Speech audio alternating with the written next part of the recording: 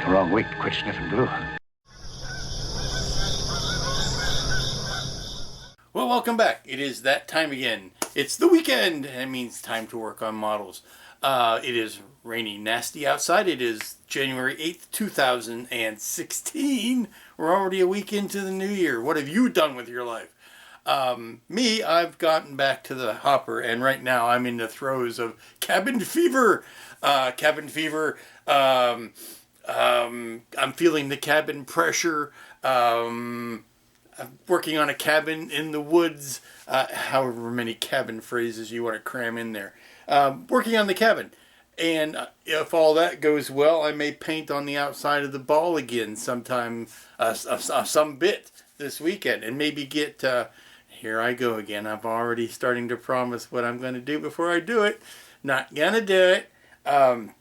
But let's catch you up to where we are right now. Okay, here you see the two main sections. There's a third main section, which is the undercarriage out in the other room. But here are the two main chunks that we're dealing with this weekend. One is the cabin, which you saw last week, and the second part is the ball, which you also saw last week. But I am going to see if I can get some underside painted on this and maybe get some of it attached to the undercarriage. Wouldn't that be fun?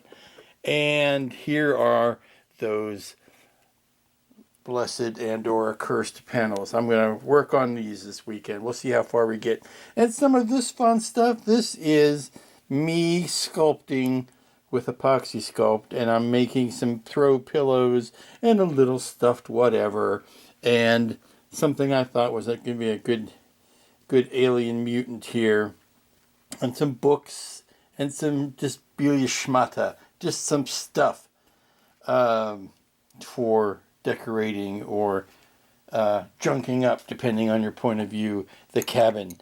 And I've noticed one thing about when I put the 12 volts through the LEDs, that the higher the voltage, the more warm colors I seem to get out of it. When I was doing it before, all I was getting was red, blue, and green on the battery. But the more time it spends on the adapter with 12 volts in it, I'm getting more yellows and oranges out of it, and of course it's making a big fat liar out of me right now. But if I hold down, you'll see there's more yellows and oranges going on, which is an added bonus. I was kind of tired of all the red, blues, and greens, so we're going to work on detailing and painting in the cabin this weekend. So put up another log on the fire, and we'll talk some cabin stories this weekend. Okay, the time has come, the walrus said, to speak of many things, to quote the great poet. And what the many things are going to happen today are, I am going to get down to putting fiber optics in these two panels. Now, I have determined from just, general poking that these LED, here I go again, the fiber optics, I'm going to get that. If it kills me, I'm going to remember fiber optics. The fiber optics that I have got from the fiberopticstore.com, I've got 3 different widths. These are not from the Dorton Arena bundle. These are from professionally made fiber optic people. I've got some 0.25 millimeter. I've got some 0.5 millimeter. And I've got some 0.75 millimeter. I also have some 1 millimeter, but those are too big for any of these.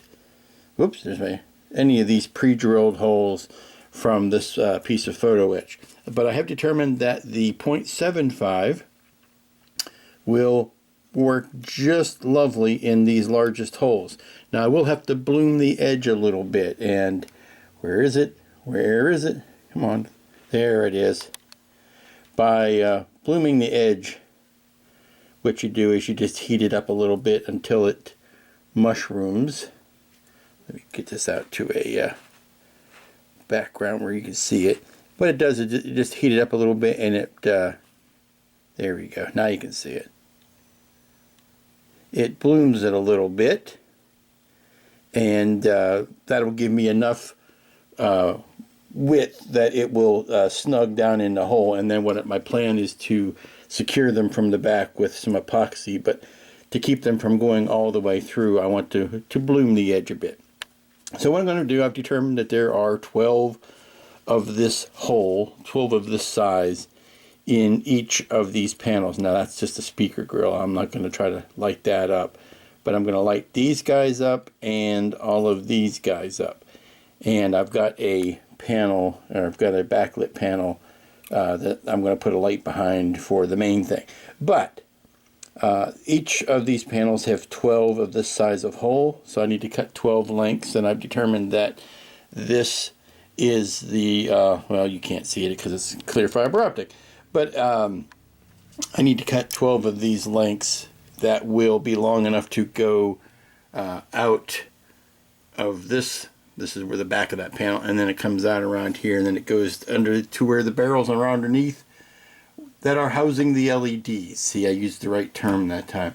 So I'm going to go ahead and just cut up a bunch of these and start plugging the holes.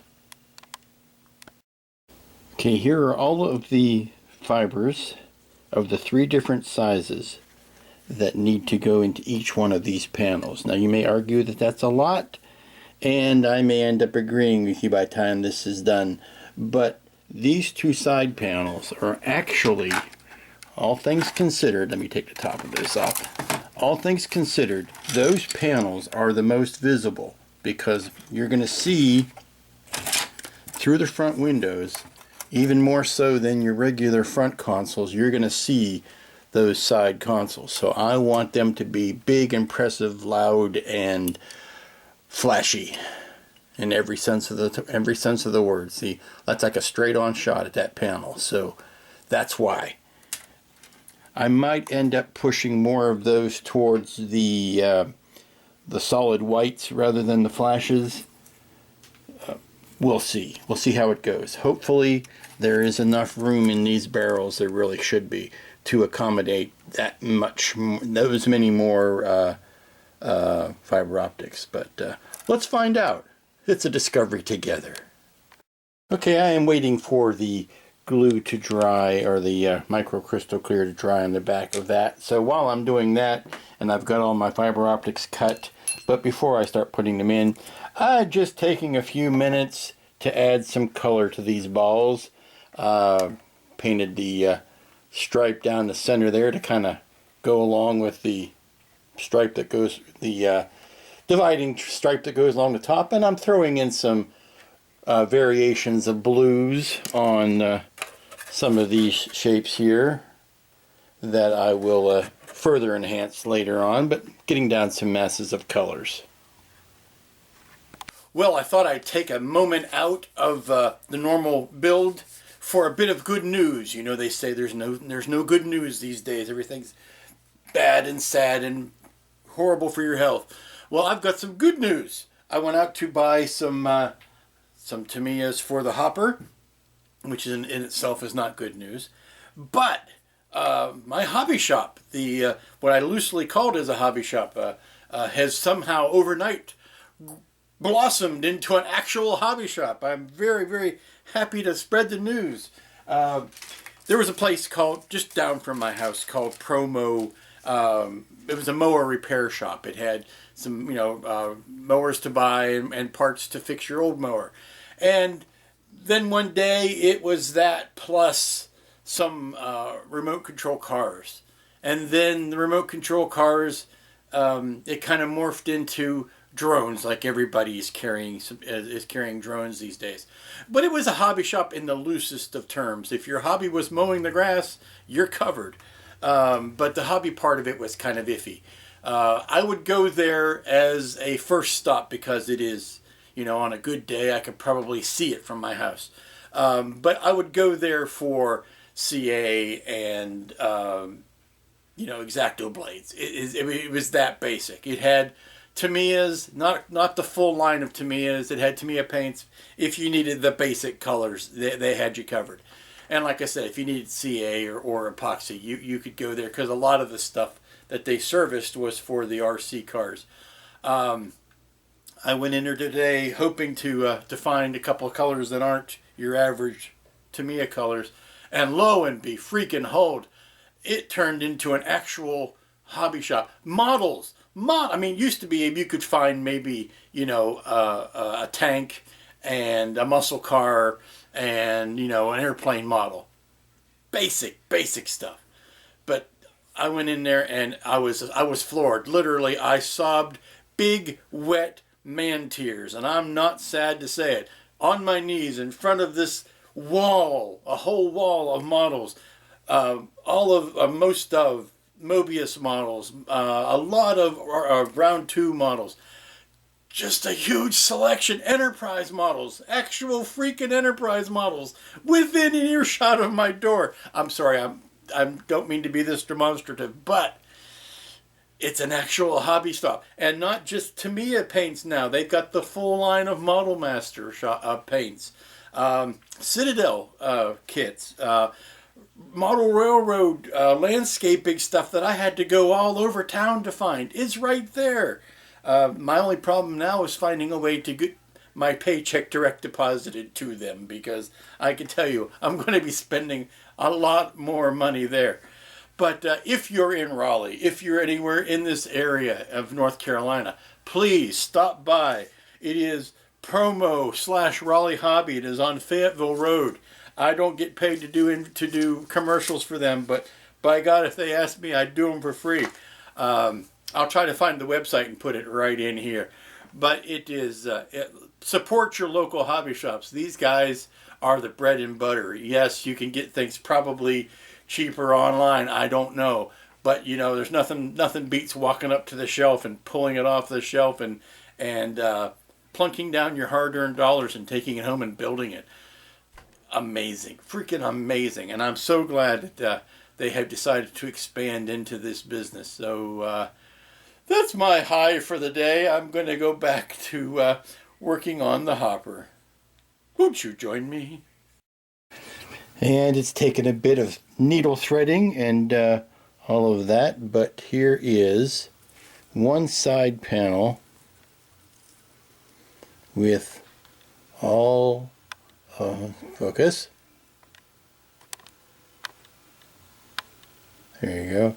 With all of the openings fiber optic. You can kind of see now where it's catching the light a bit. You can see how those are going to light up when they're done. Only they're going to be colorful. Now that I've got them all in, what I'm going to do is flip this thing over and basically pour, come on, focus again, there you go, is pour some epoxy over all of that to kind of lock them in from the back. That's the idea. We'll see how it works. And this is where we're going to leave it for Saturday evening, unless I somehow miraculously come back and work on it a little bit later this evening. I don't think I will, because I need to let things sit and cure. But I've got this console in now. It's all been fiber optic and epoxied, and it's drying in place. Before I put any tension on these fiber optics, I want to make sure that that is good and secure, which is what's happening on this side now. I've got a couple clamps holding it in place. It has also been fiber optically attached, and between that and the little bit of work I got done on painting the outside of the bulbs for tonight, that's pretty much it. So we'll pick this up again a bit later. Okay, just a random thought, but this is looking unnervingly like a face. If you eyes there and a mouth there and hair coming out the side. I've been spending too much time with it, yes I know, but it's looking unnervingly like a face. Okay, well I got both of those consoles in, so tomorrow's job is going to be to channel these fiber optics down through the existing barrels like I did before, and maybe secure some of that with some more epoxy. Well, welcome back. It is Sunday afternoon, and I am finishing up what I can get done this weekend on the hopper. Here you can see if I use the handy little thing that I should have been using yesterday, some of the colors that I've thrown on to this, at least this half of the hemisphere, or this hemisphere of the hopper ball. And this is me being bad. This is rushing a paint job that shouldn't be rushed. I should know better than that, but I don't because I'm impatient. But luckily on this subject it kind of works because there will be scratched paint and wear and tear. What I've got is I've got two competing goals today. One is to put more color on this, and two, to do the side fiber optics and get those situated onto the manifolds of the colored LEDs. And I think I can accomplish both, but what I need to do is do a round of painting and then take it away and let it dry while I'm doing the fiber optic routing, and then if there's time, come back and do another round of painting. That will accomplish both goals, plus it will be the most effective use of time because I can do some painting and then take it away from me and let it dry while my little brain is occupied with other things. Well, over the last hour or so, I've had some fun throwing in some more shades of blues and grays. You can see some big old stripes there. Then I'm going to go back over and this was the base color, and then I'm going to mask off these upper plates and do those a different color, or just kind of work those back in, kind of working from the ball outwards. And so I threw some more color on there, and I'm going to let these dry whilst I start working on the fiber optics of the cabin. Well, that was an interesting few minutes, actually closer to 20 minutes to half an hour, just to get these guys fed into here. And you can see the new fiber optics coming out because they're longer than the ones that I've cut off. But everything has been fed through this side. Now I'm going to glue this retaining jig in place and try to neaten some of these up, and then I will chop out the overhang there and then start on the other side. Now it is a sad fact, and something I cannot help, only because I'm one human being and not a super person when it comes to doing this, but almost all of the lights that are fed off of this side are these four. There are some that were very long that I tried to stretch as far as possible just so I wouldn't have all of these blinking at the same time. And they will eventually not be in sync, but the same thing is going to happen on this side, where the majority of these fibers are going to be charged off of these four lights. So we'll have to see whether it all balances out in the end or not. And a well-strung manifold of fiber optics is a thing of beauty and a joy forever. These are all in. All I gotta do now is reattach the light barrels and fire it up and see how it looks. Ooh, this is the scary time. Okie doke. Everything's working like it should. Looking like a champ. These side panels are now in. I'm going to light this area here with a separate LED. That's a speaker panel. It really shouldn't be lit. Yet there will be a. I haven't decided whether it's going to be yellow or orange. Something that's not in the spectrum of the other lights. Something that calls it out as special. But that's that one. And let me turn this around so where we can see the other one. Like I said, seeing through the front windows, these are the ones you're really going to notice. So I want to look at it through the front windows.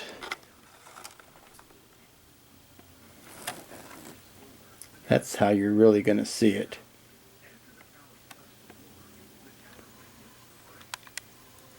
So once I light up those center, that center screen, yeah, and of course there's the disco going on underneath the floor, but that's fibers running up and down the sides. Now it's a question of squaring everything up, and by that I mean covering things over and making them secure. And then there's a lot of touch-up paint to be done yet. But that was the goal for the weekend, was to get those side panels in, and that's all through scrap or spare. I won't use scrap because they are actual, but spare photo etch from Paragraphics. I love photo etch because it's instant light block. You don't have to worry about whether or not your LEDs or your fiber optics. See, I use both of those terms the correct way. Whether those are going to have light bleeds, because it's metal. You don't have to paint behind it. It's metal. So yeah, we're running out of shootable angles here. And that's going to bring an end to this weekend. I can't resist doing the last poor Yorick Shakespearean soliloquy, or I guess it's a monologue if you're talking to the skull, because it looks so skull-like. It looks like a head. But this is really starting to get compact and easy to deal with now without a bunch of fray spare fiber optics running all over the place. So it's unifying. Got done what I said I was going to get done this weekend, which is a first. Well, it's not normal. I got these side fibers in and channeled, and now I am ready to secure all of that and make it forever neat. And now we're to the fun stuff. Now it's not big showy stuff, it's not sexy stuff, but it's fun stuff, because I'm going to start customizing the inside of the cabin and personalizing it and dirtying it up and making it look like it's not your standard run-of-the-mill high-dollar NASA state-of-the-art cutting-edge thing, and it's actually going to be more of a lived-in, beat-up, somewhat abused, you might say, workplace, a la Dark Star or Alien even, or Red Dwarf. I keep harping on because of that lived-in look. I mean, not just the lived-in look, but the really lived-in and the maid ain't coming anytime soon look. So that's coming along wonderfully. And the exterior, I started getting some shades and tones of blues and whatever for people who were afraid that light blue was going to be the total color. Fear not, because there's much more griming to go. I've got some white highlights to put on that yet. So it's in the blue family, lots of blue paint, but it is not monolithically, solidly blue. And then we get to put the grease and the grime and the dirt on it, and that'll be fun. So until next week, when we will be doing that very thing, I wish you all have a good week. Be good to each other. Have a fine week. We'll catch you around the workbench next time.